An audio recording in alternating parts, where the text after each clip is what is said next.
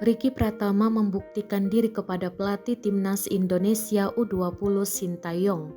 Pemain PSM Makassar ini berhasil mencetak gol di laga uji coba Timnas Indonesia U20 lawan tim lokal Turki, Çanakkale.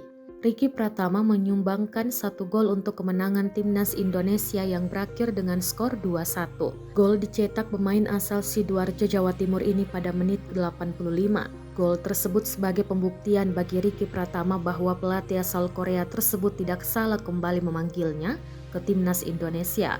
Pasalnya ia sempat dicoret dari Timnas Indonesia U20 jelang kualifikasi Piala AFC 2022 lalu. Pemain nomor punggung 15 ini tidak jadi pilihan dari 23 pemain dipanggil Sintayong. Pasca dicoret dari Timnas Indonesia, Ricky Pratama selalu mendapat kesempatan bermain bersama PSM. Juru taktik PSM Bernardo Tavares memainkan Ricky Pratama di 3 pertandingan terakhir. 2 diantaranya dari bangku cadangan dan sekali menjadi starter. Dia pun selalu bermain maksimal walau belum cetak gol. Di laga lawan Persis Solo, Ricky Pratama berhasil menciptakan 2 peluang. Sayang 2 peluang tersebut digagalkan kiper Persis, Gianluca Pandeinuwo. Berkat penampilannya tersebut ia kembali bergabung ke Timnas Indonesia U20. Ricky Pratama sebelumnya bertekad merebut 1 posisi di skuad Timnas Indonesia. Apalagi pemusatan latihan Timnas Indonesia U20 di Turki dan Spanyol ini jadi cikal bakalnya Timnas Indonesia U20 untuk Piala Dunia U20 pada 2023.